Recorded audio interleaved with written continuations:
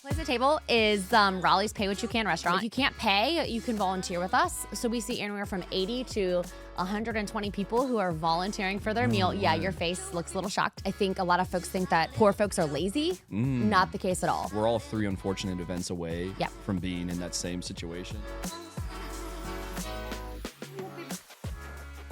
You're the first podcast with the Globe. So I love this. Just... And with this character. And with this character, too. Am I the first one with this character? This is your world right here. We've got all... Love that. We've got candles, we've got P-Boys, all the things that you need to make the world go round. How is the food truck project coming along? I mean, what's the latest with that? Yeah, we're getting excited. We have bought the truck. Yeah. We were test driving support vehicles this morning. So okay. have to get did you know that you have to also have a food truck is large, but it doesn't actually carry people or things. So you really, if you have a food truck, you really need another car that can help the food truck. Didn't realize that one. It's a tag team operation. Yeah, it's not just one giant truck. But we do have yeah. a truck and got a commissary kitchen and starting to hire a team. So super exciting. That's awesome. Yeah, we're pumped. That's super cool. How long have you guys been in Raleigh for? We've been open since 2018, January. 2018. So 6.5 years. I know. Jeez. I can't believe it. Yeah, You know. that was right after I graduated. Yeah. Yeah. So you graduated. Did you graduate 2017 with Lindsay? Yeah. When Well, did you no, graduate? Lindsay's younger than me. So Lindsay's like 19. Did she do 19? 2019? Yeah. Yeah. Very That's cool. why she's even more motivating. 'Cause I'm like, I "Dang, know. she's-" I know. It's like how do we be more like Lindsay, who's all lots Lindsay, of years younger you're than watching us? this. Send us Yes. the tips. Yeah. Lindsay is the most impressive person ever. Oh my gosh. She is my role model. So No, we were talking about that with 321. It's an amazing. Well, you guys are both doing really cool, purpose-driven things. So well, I thanks. was We love excited working to have you come together. in. We are neighbors and friends, and Yeah. she's awesome. So we're hopeful that the food truck can work with her a lot more. So Ooh, yeah, Lindsay, yeah, that's a pro tip to you. Yeah. Well, you've been in Raleigh for a minute. I mean, you've seen Yeah. a lot of changes. You guys serve a different community, I guess you'd say, than sort of a standard restaurant. How do you feel about how things have changed in Raleigh over the last, 6 years? Oh my gosh. Yeah. Well, I'm actually from Raleigh. So Okay. I've been here for 33 years and love Raleigh. Feel lucky to live here. But certainly, when we opened in 2018, things look a lot different then. The pandemic flipped our model and so many of our neighbors and friends' models on its head. Yeah. So things look a lot different. There's just a lot more hunger. There's a lot more food insecurity here, and I don't see that going away anytime soon. Right. So Yeah. things have changed. We've gotten busier and busier, and we're grateful to be there. We've been able to expand too. So I don't know when the last time you came in was, but Man, it's actually been years at this point. prior I'd to the imagine. pandemic. Yeah. Yeah. So prior to the pandemic, we were 1,800 square feet. Now we're 3,600 square feet. So Wow. we are doubled in size. Our neighbor moved out. We took over. Really, just thrilled to do it. And so now we have, a lot of square footage. We built a That's commercial awesome. kitchen. We Yeah. can just host a lot more folks in there. And so yeah, it's we love what we do, if you can't tell. But it definitely has, we've just definitely seen the changes over the 6.5 years. Give everyone a quick rundown on just what Place at the Table is, sort Yeah. of the general mission, operation. Yeah, well, thanks for having me. I just jumped all in. I wasn't even sure No, we I were like starting, that. I like to be that. honest. I love to go for it. Yeah. Place at Table is Raleigh's Pay What You Can restaurant. It's first and only right now, but if someone else wants to open one, just feel free to call me. We don't trademark it at all. But first, Pay What You Can restaurant. So we're in downtown Raleigh, right around the corner from one of 321's locations, and right around the corner from Morgan Street Food Hall, Legends, Vita Vitae, wine bar. And so we look like a regular restaurant or cafe that you'd come to anytime or that you'd go to anytime. And how we are different is you get up to the register and you start to see some explainer signs. You see suggested pricing, and that's when you see that it's just different than a normal restaurant. So all of our prices on the menu, whether you order avocado toast, a bacon, egg, and cheese biscuit, a waffle, you get a suggested price. And so you can choose to pay that price. You can pay more and pay it forward for someone else. You can pay less. We do have a minimum payment of $3, so you can pay less, 3 or more, any day, all day.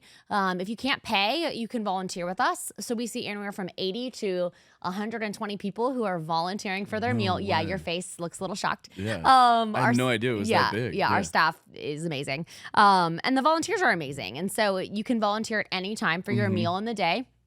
We also feed families for free. So if you're a family that needs a meal, you are welcome to come and get a good dignified meal with your family, with your kids, and just be in our cafe. We also, another option to pay, I know this list is long, we have place cards. So these place cards used to be the token.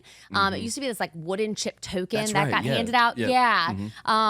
But now it's a place card because we felt that, the token was gimmicky and fun, but what is the most dignified? And so a place card looks like a credit card or gift card. Oh, cool. So it even has a little fake swiper on the back, but it's so that we're all using the same currency in line. And so these place cards get handed out to about 20 other nonprofit partners. So like NC State's Feed the Pack Food Pantry keeps our place cards. So if students or staff want or need a meal, they can come and get one from there and come eat with us. So multiple ways to pay. I'll say the last thing is, our mission is community and good food for all, regardless of means. So we're fighting food insecurity and feeding anywhere from 150 to 200 people a day who need a meal. But we're also fighting community insecurity and creating a place for people to belong and feel a part of. For sure. So whether folks are eating together, whether folks are volunteering together alongside our staff and other volunteers, we're just creating this place that you just like instantly feel like you belong. I walked in this morning and hadn't been in for a couple days, and the door greeter said, "Hey Maggie, how's it going?" A staff member came and said and hugged me, and I walked around the back end and saw someone else, and it's you really instantly feel like you belong. That's beautiful. Yeah. When it's interesting because you hit on something about like, when you're in Raleigh, this place is growing, it's exciting, everyone's talking about best place to live, all these things, all these things. Yeah, totally. You don't necessarily think about sort of the other side of what happens when that growth is it's framed as such a positive. Yeah. Correct. Best place to live for a lot of people, worst place to live for a lot of people. Exactly.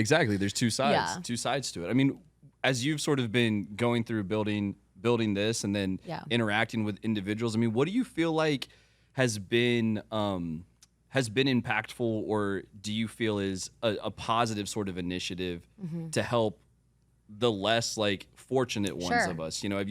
Because I feel like this, the topic of like homelessness or food insecurity is often sort of like viewed as messy or shied away from. It's sort of just like an annoying problem that people are like, it needs to be fixed. Absolutely. Not necessarily like solutions brought to the table. Did you see the latest Supreme Court thing going on? No, Listen to the Daily from a couple days ago. They are trying to ban folks from being homeless, essentially, and finding people, putting them in jail, et cetera, et cetera. So just like really like crappy stuff. For sure. And so I think folks don't necessarily, there are a lot of folks that don't want people experiencing homelessness to be in their neighborhoods, but that is a reality. And so when you see, like, I mean, you know how expensive things are. For sure. I mean, even buying a thing of milk in the grocery store. So it is expensive. The price of life keeps going up. 100%. But yes, here we have some incredible organizations and people who are doing really impactful, awesome work. There is, specifically if you're asking for people experiencing homelessness, there is a place called Kings Ridge that is opening. Have you heard of it? I haven't. Yeah. So through CASA, it's an organization here in the Triangle. They are doing 100 units for folks experiencing homelessness. Nice. So they are taking folks who are on the streets, working with different agencies here, and they are doing 100 brand new units, brand new complex, wraparound services, so support services, and using the housing first model that says that if we house folks, they can thrive. I guess that's what I'm curious about, because I think it's like, here's money, here's housing, here's a job, here's other things. Like, to you, what feels like a worthwhile solution, or where do you feel like it sort of starts in terms of like fixing a problem? Definitely housing. I do. Okay. I feel like if you are housed, you can thrive. If you are housed plus have support. So we've CASA, you've got this great organization that is going to house folks in brand new apartments, give folks dignity, and then they're going to give them brand new furniture and brand new kitchen equipment and make them feel like they are actually in a home. So you give folks a home, not just a house. And then there are caseworkers on site. There are folks that will drive them places to appointments. There are food resources and things like that. There's that support there, because I do feel like It is without support in life. It is really hard to thrive. For sure. As simple as that sounds. I have a list of at all levels of at all. life. It doesn't right? matter what life it is. Matter. I think we are all a step away from poverty and then a step away from homelessness. Mm-hmm. If one bad thing happens in many of our lives, we could be in that same place. Mm-hmm. But I think the different thing that I learned from a mentor long ago who's working in homelessness is that a lot of us have those relationships and that support system that could help us get out of it. Yeah. So I have a list of 10 people that I could call and sleep on their couch. Yeah, And so that support really matters. So yes, we give folks a home, but we also give them support. There is a great you asked about other great places. There's a great organization in Raleigh called Oak City Cares that is a multi-service center, and it works directly with people experiencing homelessness or families experiencing homelessness. Yeah. And they support folks all in one place. So you can get a dentist, you can get a doctor, you can get a counselor, you can get your medications, you can do laundry, you can do a shower. So all these things all in one place, because it's also really hard if you are already struggling or already living in poverty. It is hard to just get from, as simply as like getting from place to place. For sure. Public transit, exactly. or your tire blows out, so then you are forced to be on public transit, but you can't get to the doctor in time, and then you can't get, and the cycle continues. And so I think that support is major. We at Table, like I said earlier, are fighting food insecurity and feeding folks, but that community insecurity. So creating a place where you like have community around you, people that care about you. It sounds cliche, but I think belonging is so important. When you feel like you belong and people care about you, it makes a huge difference in your life. Sure, yeah, you matter. So you matter. Yeah. So I like what you were saying about how we're not that far away from that. Yeah. We did some videos with the organization that was trying to get off their feet, but the founders said something around like we're all 3 unfortunate events away from being in that same situation, and that like gave me chill bumps. I was like, that's fascinating to think about, like how a lot of the people you may see that you might cast judgment on are 3 unfortunate events of life came 100%. Their way. We see folks all the time that are, they can pull up their LinkedIn photo and show us from a couple years ago of them working at IBM and having these corporate jobs and a beautiful home with their family. Yeah. And 3 unfortunate events happen, and here they are.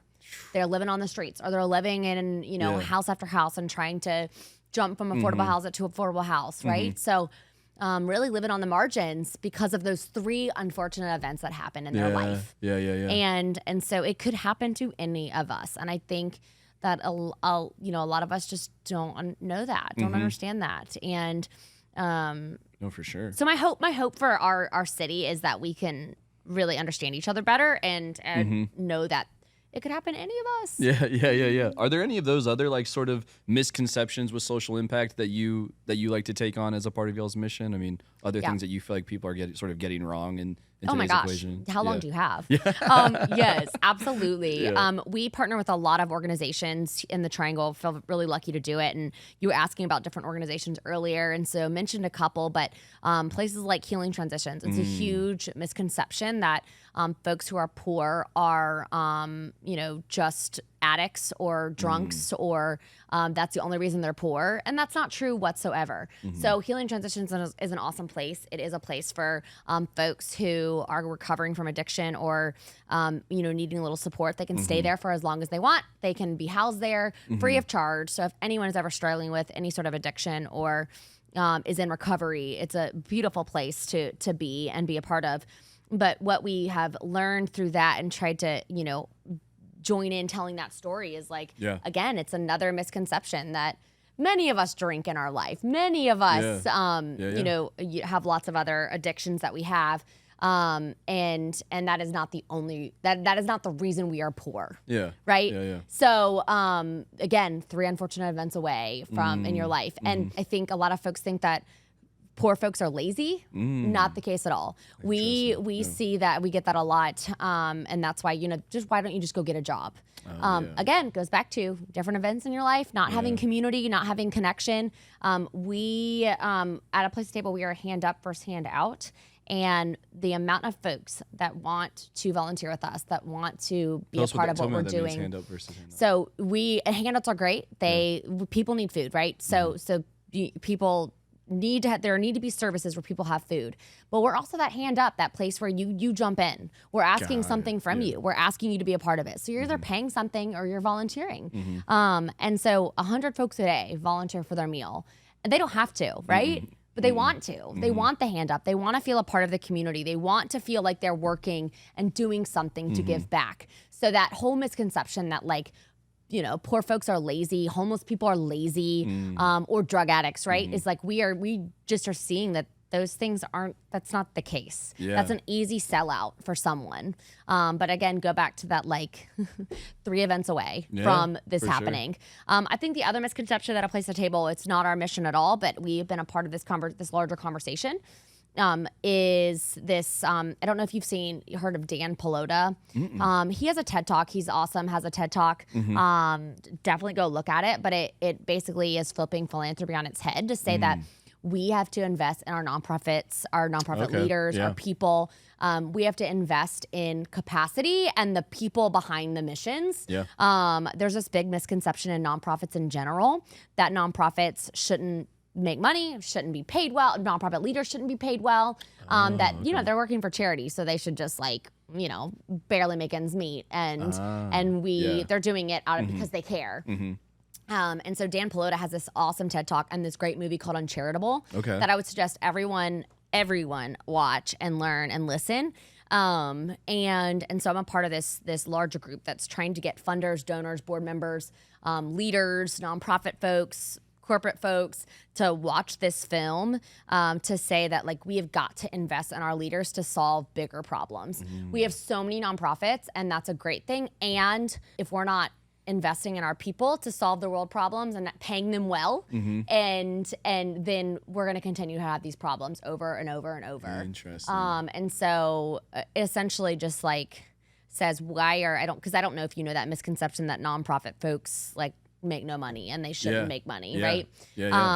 But I'm familiar with the idea where people don't want nonprofits leadership teams to make money because they want their money go to programs. The program. Right. Yeah. But how are you going to have, so our big thing is how do we have programs if we don't have leaders and staff that are running the programs? Do you want the best minds to work on the world's biggest problems? And solve them. So then that nonprofit can go away and then we can all work collectively on a whole nother problem. And so it's as part of this bigger movement, and I think the Triangle is getting behind it, and I think we will continue to get behind it. We're going to be we've showed the movie, we showed it at the Rialto a couple weeks ago, and we're going to show it again in a couple weeks. And in hopes that, again, we can keep this conversation going and really start investing in our people. That movie sounds fascinating. I mean, what were some of your big takeaways from it? Anything cool storylines? I think it's that nonprofit people are changing the world, and let's support them so that they can solve these big problems and dream and continue to dream of a better future together. And that folks, they compared giant CEOs and giant nonprofits, and the difference between the two is huge. And it just makes you think. Yeah, no, it does. And nonprofits run like businesses, and I don't think people understand that. Yeah, they kind of have to. They have to. Yeah. The most successful ones are the best, for-profit businesses out there. But the difference in equity and pay and all the things is tremendous. Yeah, just take homelessness for an example. You can't, this complex, nuanced thing can't be solved by one person on a strike mission. You need great minds coming together 100%. To create even what you were talking about, these holistic programs, these holistic places require good minds, good people. They do. And how do you, if you don't pay your folks, they're going to end up in those same shoes. Yeah. And what does that tell you about nonprofit work? And so, and we're going to just continue to have more and more homelessness over the years. And so there needs to be some big changes. And I don't know how we get there, but I think what I've learned, because you originally asked me this, I'm sorry, I went on a whole tangent, but I think what I've learned as the Triangle is we've got some incredible folks that are doing this work. For sure. Brilliant minds that I think can solve some of these big complex problems that we have. 100%. How do you sort of you know, I feel like in your shoes, in a sense, like you could feel like you're sort of David versus Goliath in some cases. I mean, what's going on in your head when you wake up every day? Like, what are you sort of thinking about being your mission or your piece of the puzzle here? Yeah.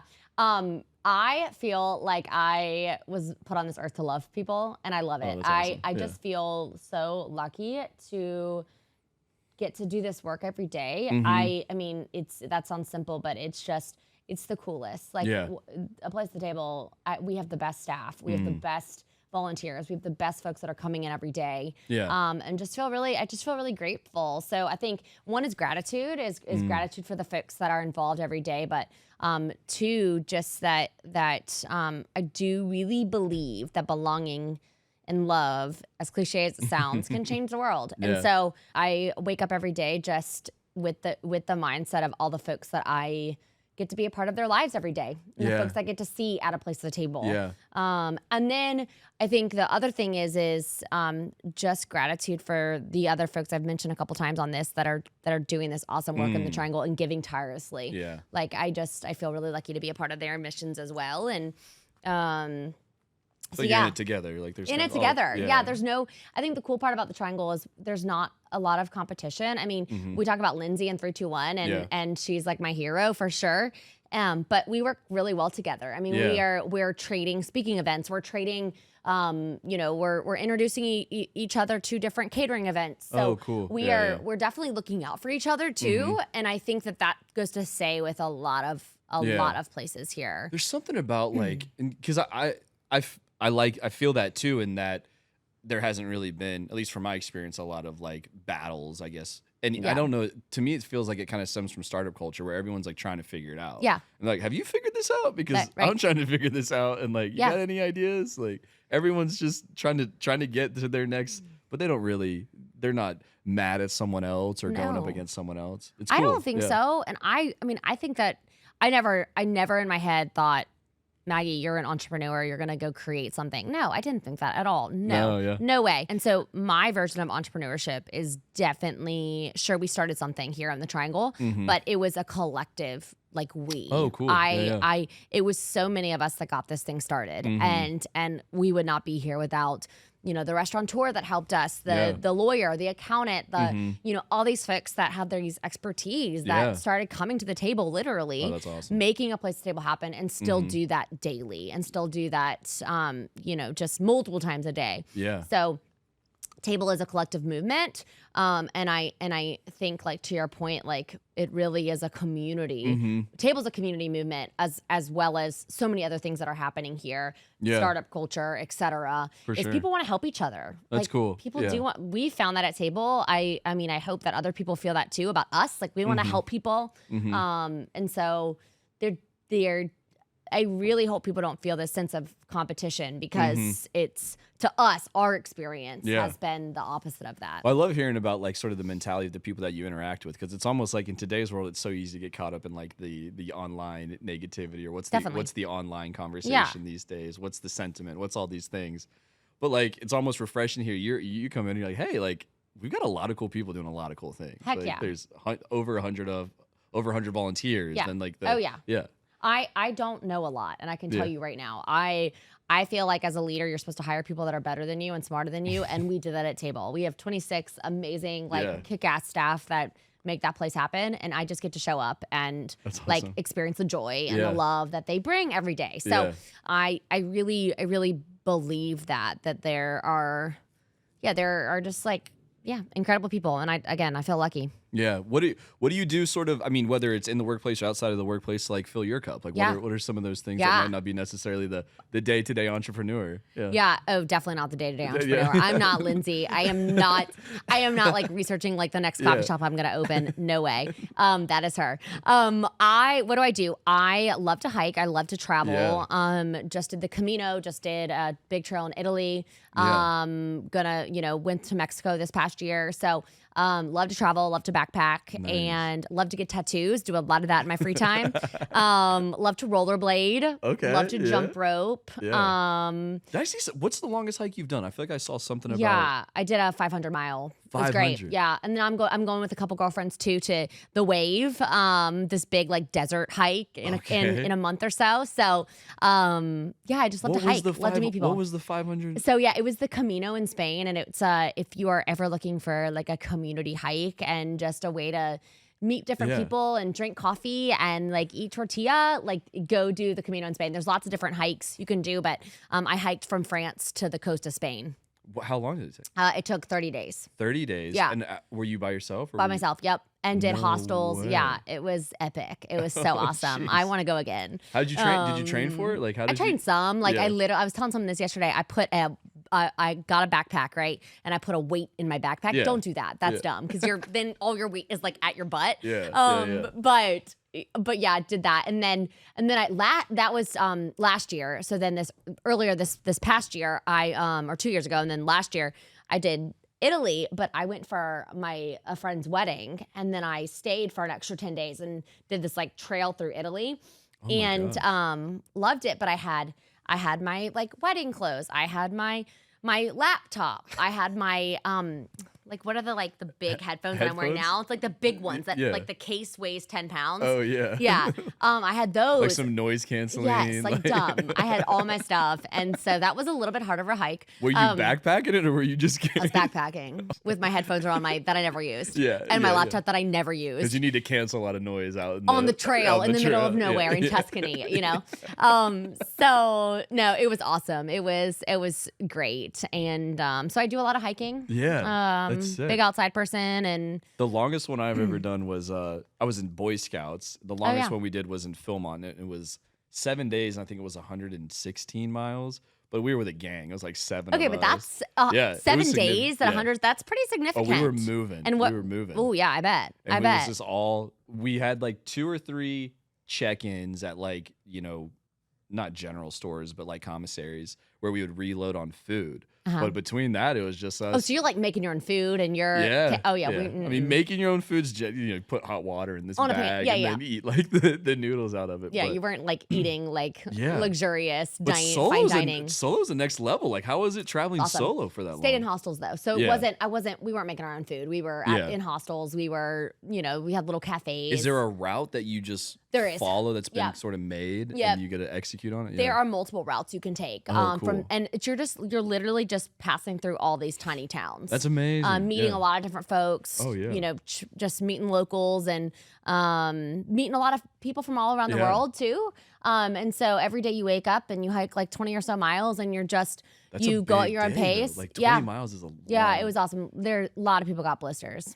I will say I never bragged to anyone that I got no blisters. I'm a big toe socks.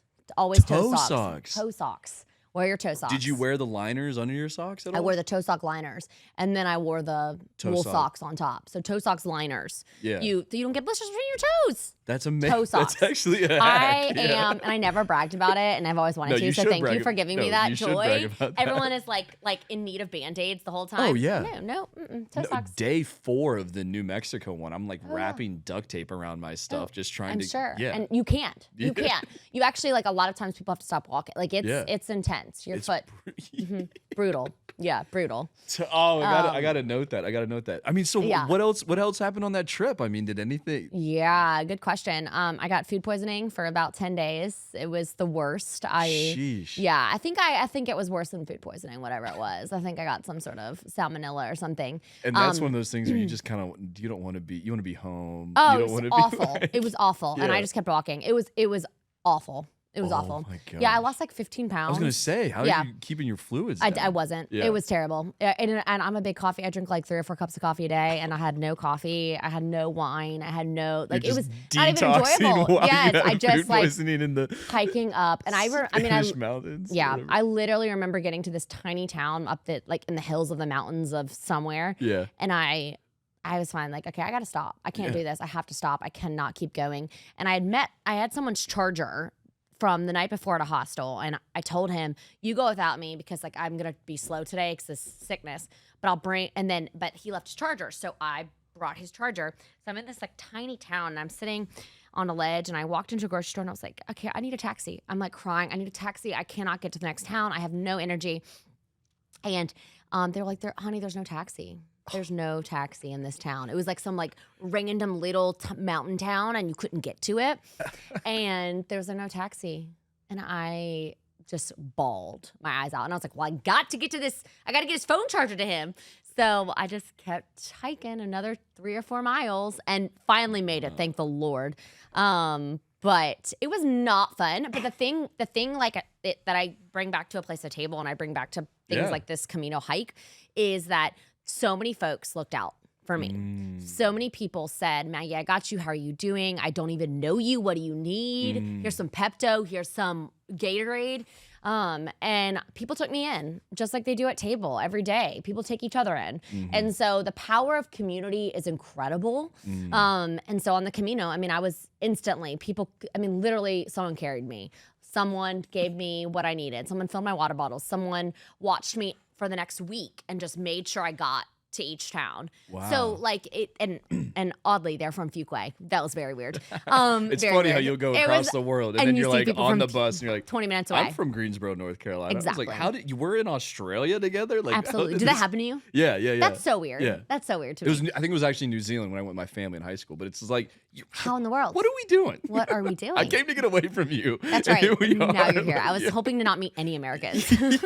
And now I'm meeting you. You're really screwing this trip up for me. That's right. That's all right. Yes, absolutely. Yeah, people. Yeah, 100%. I could go into lots of stories about that, but So it's like the power of community and everything in life, and people look out for you, and so. Have you done any of like the big domestic hikes? I have not. Yeah. Actually, I've definitely done some Appalachian Trail hikes, but I've not done the full. I was gonna say, or it sounds Pacific like Crest. you need to go do the I would like to. Yeah. I definitely would like to. I will say it's a little intimidating to me with the camping. That's a little intimidating. I'm saying this was easy because I got to stay. You stayed in hostels and bunk hostels beds. Are fun. Yeah, and you have a shower and you have. That's true. Like you have a kitchen. Like you could fill your water. Like it's a little intimidating. Like I'm not.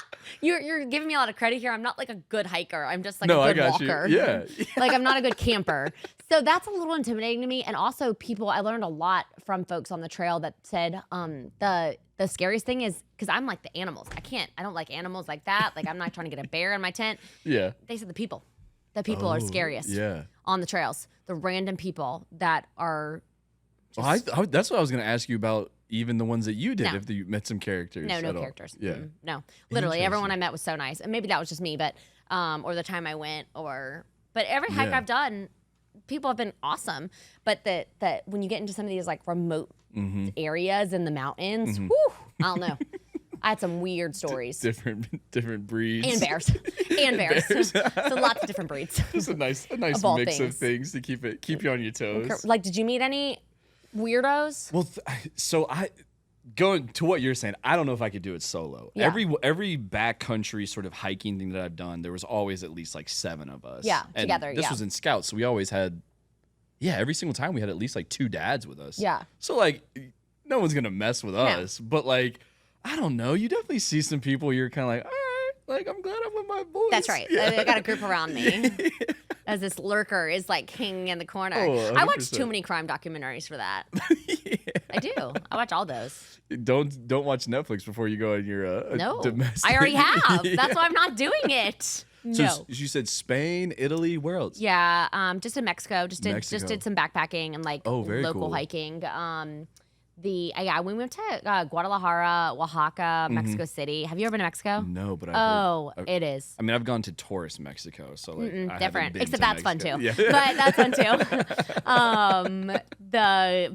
It's just the culture is awesome. Yeah. What was the Mexico route? So we didn't hike through it, but we hiked like locally in it. Oh, nice. In each town, but we did Oaxaca, Mexico City, and Guadalajara. Yeah, I've heard Mexico City's amazing. Mexico City's amazing, except we went on New Year's, and that was not. It was everything was shut down. Like they like to be with their families on New Year's. Who would have thought? Who would have thought? Yeah. You know. My buddy, when he's like, there was so much dancing going on when he was on there. New Year's. He did not go on New Year's. He went on a different day. But yeah, always. Yeah, I'm just now. I did not travel. I don't know about how you feel about this, but in my first couple years, I didn't travel a lot because there just never felt like you could take care of yourself or take a break. And I don't know if you feel that way too as an entrepreneur. But now I've realized the importance of that. Yeah. And so really the biggest switch for me has been travel was always, thankfully we got to travel some for work. Yeah. Then I wasn't doing really personal, like international trips. The biggest switch for me actually came this year, and actually just my personal health, like having much more time blocked to be very dedicated to going to the gym. Good for you. Really caring about eating more protein, or not doing the DoorDash, or not doing the Chipotle bowl, like the stuff that love was just, a Chipotle bowl though. I love a Chipotle God, I bowl. love it. I know. What do you get? What's your bowl? Chipotle. What do you get? Oh man. Well, if I'm trying to be good and get Chipotle, it'll be No, there's no such thing. rice, beans, chicken, pico, and then guac. That would be like the No chips. No chips. This is the I don't feel super guilty about it. Ooh. But let's be honest, Okay. I'm gonna go hard most of the time. Your chips are the best chips. Yeah, Come they're on. so good. They're the so best. good. Yeah. Well, this is so funny because one of these guys that I follow online, he does a lot of wisdom around entrepreneurship, and then he talks a lot about how much is your time worth? Yeah. And he was talking about food. And I told this to Lindsay, so I don't know if she's brought this up to you, but I was like, this guy, Lindsay, he's telling me, he's telling everyone online, he's like, hey, if your time is worth something, not going to the grocery store and just getting Chipotle is actually a good equation here. And I was like, wait, did he just co-sign? Go ahead. Go get that bowl. Yeah, go get that bowl. Go get that bowl. Totally okay. Just listen to me your head. Yeah, exactly. Can you pay for that bowl? Yeah. Because it ain't cheap. No, exactly. It adds up. Yeah. But yeah, so I mean, this year that's been a really nice switch up because I feel less guilty, and now there's more of a team in place where I'm like, oh, hey, it's okay. Yeah. Things are gonna happen. You don't have to be so I don't have to do it all. Yeah. I don't have to be here all the time. I don't. Yeah, because it sounds like you have an awesome team too that I haven't met yet. Oh but, yeah. They're amazing. They're amazing, and that's been the biggest game changer for me. But being able to not feel like you have to be so in everything every day and know what everything is happening at all the times. Yeah. Yeah. Yeah, that's also that's not good leadership is when you're in you're in every little detail. Yeah, for sure. I finally had to realize I wasn't trusting my team enough, and you probably realize that too. Of they're kick ass. They don't need me. Yeah. Actually, I'm in the way. Yeah. So I One need of to the get out of ladies here. who just brought on, I was like, look, this is gonna be really hard for me to give to you because I've been doing it for so long. But I need you. If I start over creeping to be like, Jacob, get away, get out of here. Yes, what are you doing? Go her. And has she done it yet? Yeah, she's crushing it. She's crushing it. We're just getting out of the quote unquote training phase. Yeah. But she's already doing the stuff all by herself. So is she pushing you pretty out amazing. yet? Yeah, on site she does. Yeah. She's like, I got this. I got this. Which is nice. Yeah. And I like that I got this because I'm like, Yeah. all right. I'll just look at my phone now. Yeah. So, What do I do? What do I do? Yeah. You're I feel like that scene. What do I do with my hands? Yes. Yes. That's I'm Yeah. ooh, awkward. Yeah. Yeah. That's a great problem to have, though. That It is is. an amazing It is. problem. Yeah, it's a when you blessing. can share the mission and share with more talented people. What do you kind of live, I guess, in terms of this whole conversation about online versus offline? I mean, what do you feel like? What do you feel like the result of that has been, either on your people or on your business or on your community versus it sounds like you do see a lot of in person, but I'm curious how you kind of think about that duality. Definitely. I've never really thought about it until just now. Oh, okay, cool. Yeah. So, or the difference. So this is great. So our journey online, I guess, just a little history is we got online in 2015 and we were starting to work on A Place at the Table. Oh, cool. So it took about 3.5-4 years to get from, thought, vision, dream to opening our doors in January of 2018. And so we just got online. I literally just started posting. Yeah. What am I doing today for a table? Oh, nice. A picture of me in front of a potential site. A picture at Packapalooza at NC State, having a little booth with a terrible old logo and all this stuff. Yeah. And so people just slowly started following us. And then in 2018, when we opened, we started getting more followers, and then we started to get national support, which was awesome for us. We've exactly. been very lucky to get a lot of national publicity and been on some talk shows and things like that. And so that's helped our online presence as well.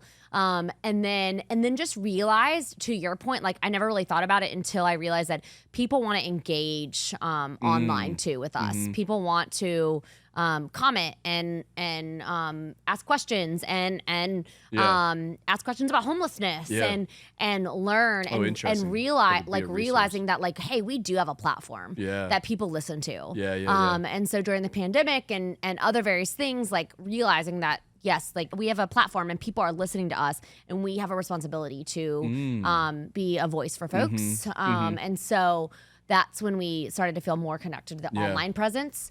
And, but when I walked in here, I said, we do need to, it is something we could focus on more. Do you all do like online, like has online been a part of ordering, and has that become a big part of just what you recently? Yeah, just recently. Not before, but people want that for sure. Yeah. We've struggled with that because to your point of like, we're in person and we're building relationships. But realizing that, hey, even if people walk in and wait for their food, they're connected somehow. So trying to think through how that works too. For sure. Our model, like frank, like just full transparency and just like frank, is that our model does rely on paying customers. So we have found that, as I alluded to earlier, that more and more folks who are experiencing hunger here, we're just seeing more people. And that's a beautiful thing. We want to feed folks, but we also want to have that mix of people. That's our mission. So for us is we can make it a little easier for folks that need a quick meal online. So we've got you can order, a dozen cinnamon rolls online and pick it up. But we do want you to come in because we do want you to somewhat experience what our community's doing. So for sure. Before it was not a thing because we so badly were like, we want people sitting together and doing all this. But again, realizing that we need more of that. And then with this food truck we're launching, we are going to really up our catering. So we will actually be able to drop a meal off for your company here. Oh, that's awesome. And connect with you that way. Well, give us some of what the next few months look like, because I know you got to jump here in a second. The Travel and Table is on the road, so awesome. We're super excited about it. A great way to do catering and partner with corporate partners and things like that. Generate revenue for the cafe, so we can keep doing what we do every day. And do some outreach too, working with the Boys and Girls Club. So that's been super fun to get to know those kids. So we'll be doing that. We have a food truck rodeo on June 9th. Pay what you can. Only pay what you can food truck rodeo. It's so cool. Wow. It's like 8 or 9 food trucks, 8 or 9 nonprofit partners come out, and we just like eat together and hang, and it's like a beautiful Sunday. So you better be there. It's really fun. And so just doing that and just continuing to build up every day, hiring a staff and growing our team, and feel like I said, just like continuing to do what we do. What are the links? What are the Table handles? Raleigh, Instagram, Facebook, Place the Table Raleigh, LinkedIn, Twitter. I think we're on Twitter. We have an awesome marketing coordinator, Rudica, that posts, and you can see all of our stuff there. And nice. Yeah. Well, Maggie, thanks for coming in. Thanks for having me. We'll have to do it again when we can jam a little longer, but this is fun. You're so fun to talk to. Thanks for including us. Yeah. All right, everybody. Peace. Bye.